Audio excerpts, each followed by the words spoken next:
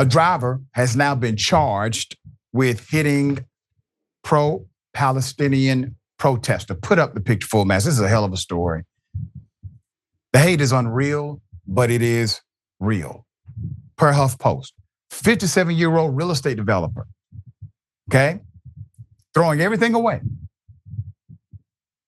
57-year-old real estate developer, Reuven Kahane, whose cousin founded a notorious group deemed a violent extremist organization by the FBI, was arrested on Tuesday in New York City after he allegedly drove his car into a group of pro-Palestinian protesters and injuring a 55-year-old female safety marshal.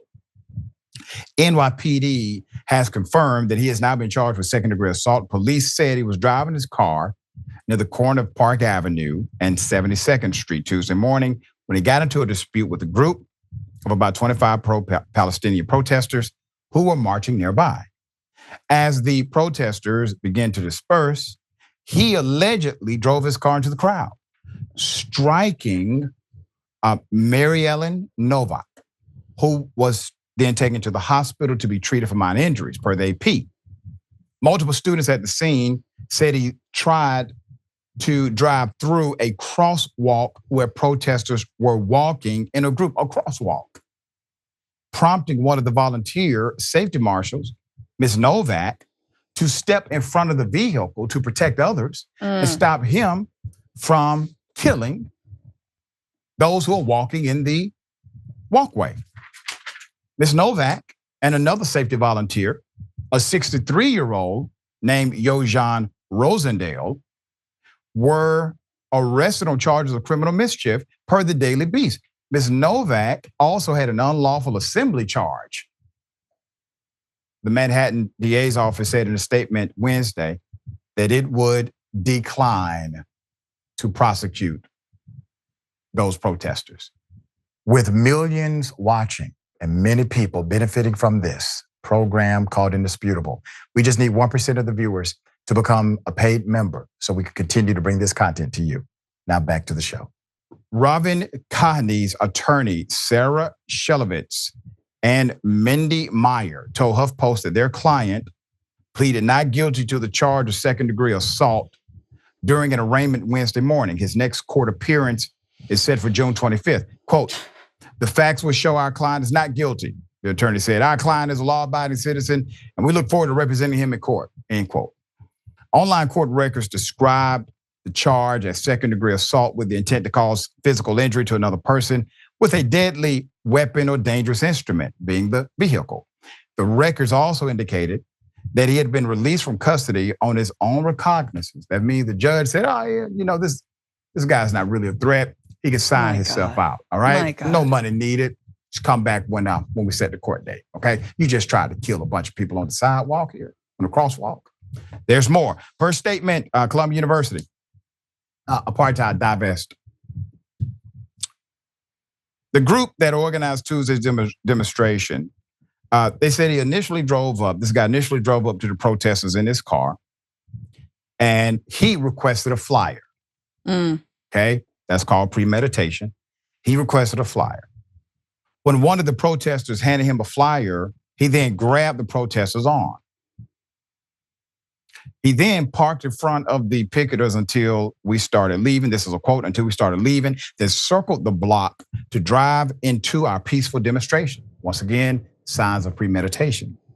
The statement continued, quote, "One member of COD's de-escalation team was struck and has since been hospitalized." The group also alleged it is the second time their group has been assaulted by pro-Israel individuals in 1 week, and the fourth time this year their members have been hospitalized for such attacks. My God. CAUD added that an NYPD command officer on the scene, Neil Zuber, quote, "immediately arrested and started screaming at one of the picketers who was next to the car.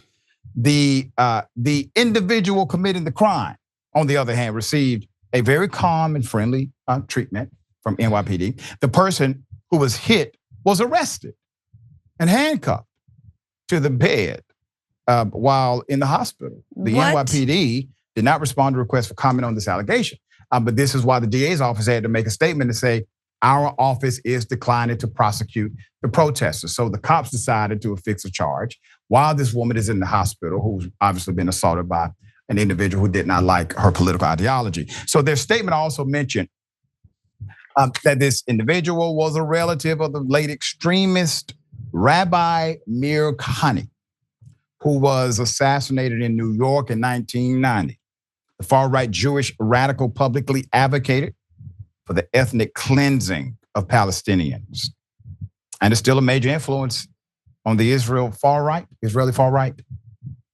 He was the Brooklyn-born founder of the Jewish Defense League, JDL, a group that advocated for the removal of Arabs from Israel and orchestrated a string of violent attacks in the US and abroad. His political party was banned from the Israeli parliament in the 1980s before he was convicted as a terrorist.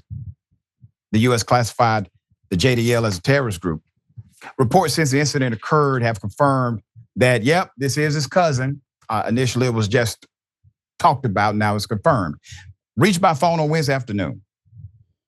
Reuven, who lives in the Manhattan neighborhood where the protest took place, declined to comment on the events leading up to his arrest. But he said he had no link to the Jewish Defense League. Quote, "What does my being a distant cousin of someone who passed away 35 years ago have anything to do with this?" He said, describing his politics as pro-peace, end quote. He told a HuffPost that my political view is that every death is a tragedy. He added separately, when I lived in Israel, I had 60 Arab workers, many in management positions. I mean, that's what he told her. He said, I have many Arabs that work for me. HuffPost looked over his LinkedIn, which has since been taken down, and found that he posted a photo showing pro-Israel counter-protesters at pro-Palestinian protest at Hunter College on Monday.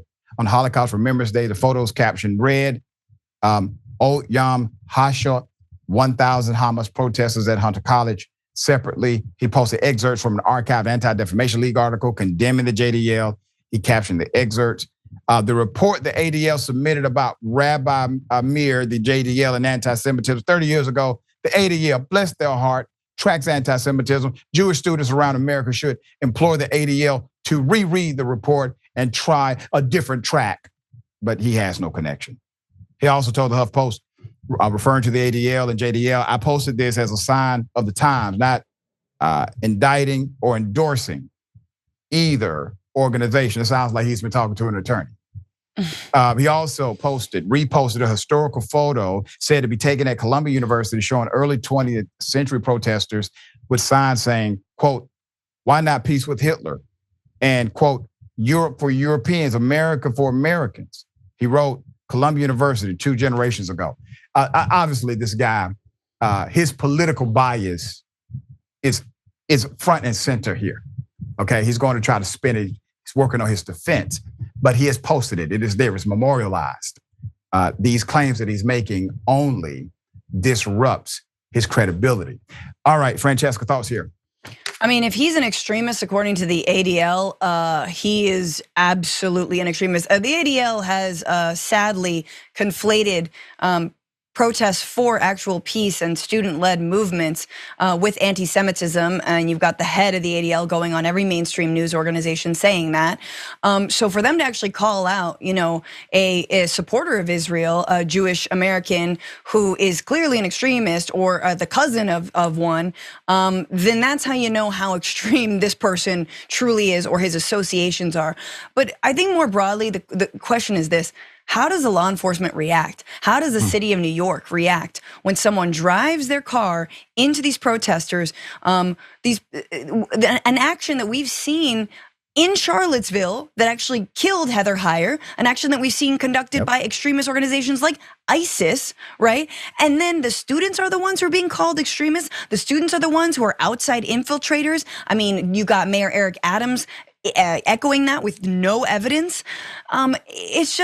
It's like we are literally taking crazy pills. I mean, at this point, up is down, down is up, whatever. You could drive a car into a group of protesters and, you're gonna be treated A-OK. Meanwhile, the woman who was hit gets handcuffed. And again, he was taken away. I hope that there is some justice served, but it is open season on these protesters. That's why any psycho was rolling up to them, whether with brass knuckles or with their car, and allowed to like brutalize them, because the cops and our elected officials and university leaders have basically said, yep, that's fine. It's totally fine. Yep, creates an open season culture.